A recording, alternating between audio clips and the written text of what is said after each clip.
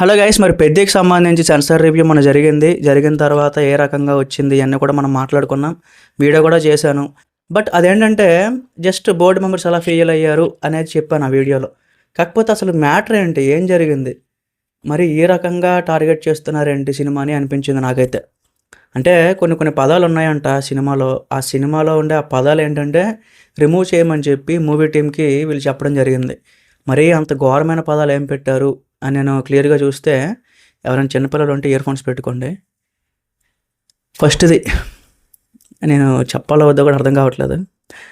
Love days అంట, బొక్క అంట, లంబడి కొడక అంట, మాదర్ చోత్ అంట, దొంగముండ, కాల్చి పడదెంగుత, సరుకు సామాను. ఓకే, అంటే నాకు అర్థం కాంది. ఇప్పుడు ఉన్నాయి గైస్, ఎందుకు పుష్పలో చూడండి ఉన్నాయి, అర్జున్ రెడ్డి చూడండి ఉన్నాయి, యానిమల్లో ఉన్నాయి. మీకు మరీ అంత వర్డ్స్ ఘోరంగా అనిపిస్తున్నాయి, లేకపోతే బాగాలేదు అనిపిస్తున్నాయి. అలా ఉంటే ఏ సర్టిఫికేట్ ఇచ్చుకోండి, మీకు ఎవరు వద్దన్నారు? అది కూడా ఒక ఆప్షన్ ఉంది కదా, ఎందుకు రిమూవ్ చేయడం ఎందుకు? చికిరీ సాంగ్ ఎంత మంచిగా హిట్ అయింది యూట్యూబ్లో. ఈ రోజుకి 200 మిలియన్ 300 దగ్గరలో ఉంది. ఏ ఒక్కరోజు కూడా ఎవరు కూడా ఆ పదం కోసం ఒకరు కామెంట్ చేయలే. సరుకు సామాను అనేది ఈ రోజుల్లో చాలా కామన్ వర్డ్ అయిపోయింది. కోర్స్ దాని మీద చాలా ట్రోలింగ్లు జరిగినాయి. చాలా వరకు అగైన్ అదేదో కొంచెం టార్గెట్ చేసినట్టు అది ఏదో అనేసి చాలా వరకు అన్నారు. మళ్ళీ కొన్ని ఈటీవీ ప్రోగ్రాముల్లోనా లేకపోతే జబర్దస్త్ ప్రోగ్రాముల్లోనా ఇలాంటి దగ్గర కూడా మనం మన పదాలు వింటూ వస్తున్నాం అనమాట. ఏంటి అంత తప్పు నాకు అర్థం కావట్లేదు. సో మిగతావన్నీ కూడా సీన్కి రిలేట్ అయ్యేటట్టు. ఇప్పుడు కాల్చిపడతాం అనే ఒక వర్డ్ ఉంది.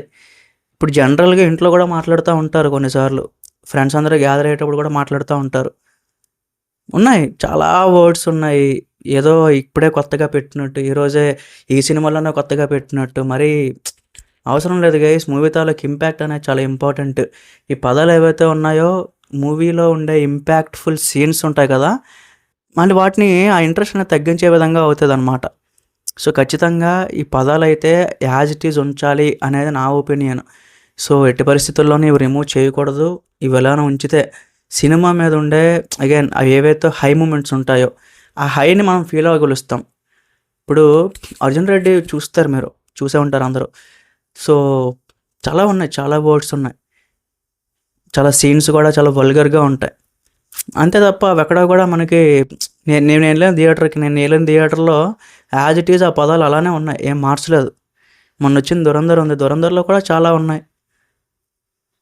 సో ఇదేదో కొత్తగా ఏమీ లేదు గైస్, ఎక్కడైనా ఉన్నదే, ఎక్కడైనా జరుగుతుంది. డే బై డే ఏంటంటే ఫిల్మ్ ఇండస్ట్రీ కూడా దే ఆర్ అప్గ్రేడింగ్. సో ఒకే ఫార్మాట్లో తేల్దామంటే కుదరదు. సో ఇప్పుడు ఏంటంటే కొంచెం కొత్తగా చెయ్యాలి. దానికి తోడు పెద్ద అనే సినిమా ఒక విలేజ్లో జరుగుతుంది. విలేజ్లో ఎలా మాట్లాడతారో తెలుసా పోనీ?